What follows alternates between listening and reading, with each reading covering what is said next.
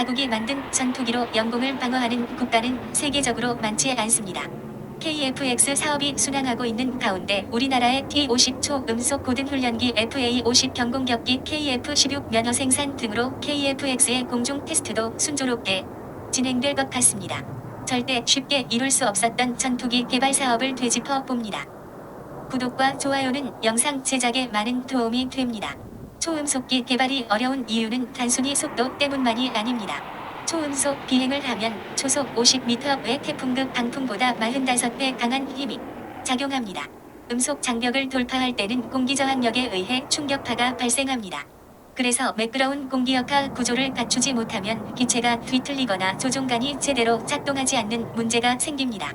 한국형 전투기 KF-X 개발 사업의 밑거름이 된 경공격기 FA-50의 이라크 수출 버전 FA-50IQ가 이라크 상공을 날고 있다. 30년이라는 세계적으로 유례가 없는 짧은 기간에 우리는 초음속 전투기 수출국 반열에 올랐다. 1995년부터 국방부 요청으로 개발을 진행해 2001년 10월 초음속 고등훈련기 T-50 시제기를 확보하게 됩니다.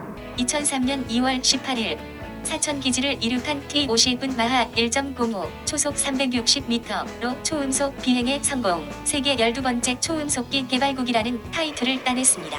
시험비행 조종사인 이충환, 강철 소령은 마하 1.0을 돌파하는 순간 흔들림 없는 비행 성능을 보여줬다고 평가했고 그제야 기술진은 환호성을 터뜨렸습니다. 이후 17,700파운드의 강력한 추력과 최고 마하 1.5의 고속 기동이 가능한 명품이 탄생했고 동급 훈련기 중 최고라는 찬사를 받게 됩니다. T-50B 공중보개기는 공군 특수비행팀 블랙이글스를 위해 특별 제작해 2010년 보급한 기종입니다. 카이는 2011년 T-50 16대를 인도네시아에 수출했고 우리나라는 세계 6번째 초음속기 수출국 반열에 올랐습니다.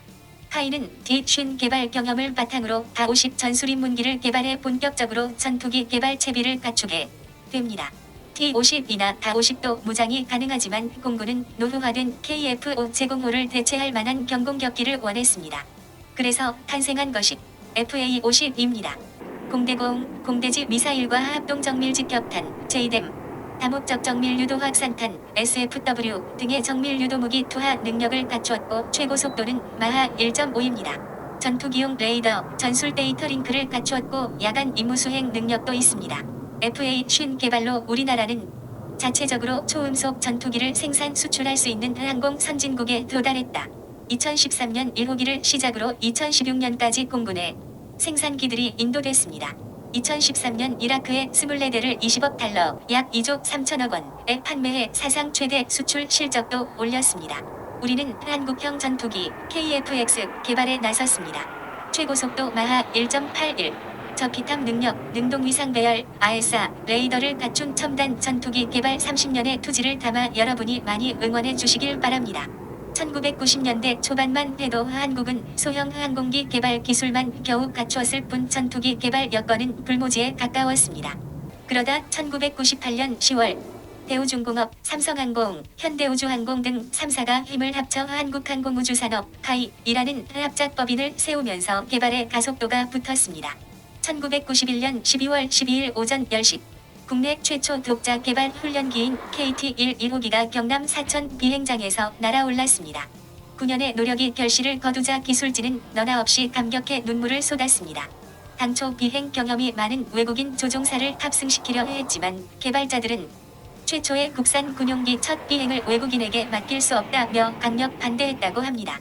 그래서 영국에서 테스트 파일럿 교육을 받은 조종사 이진호, 염동선 소령이 첫 테이프를 끊었습니다. 1995년 최초의 국산 초음속기 T-50의 공중보개기 버전 T-50B 블랙이글스. 현대가 하늘을 날고 있다.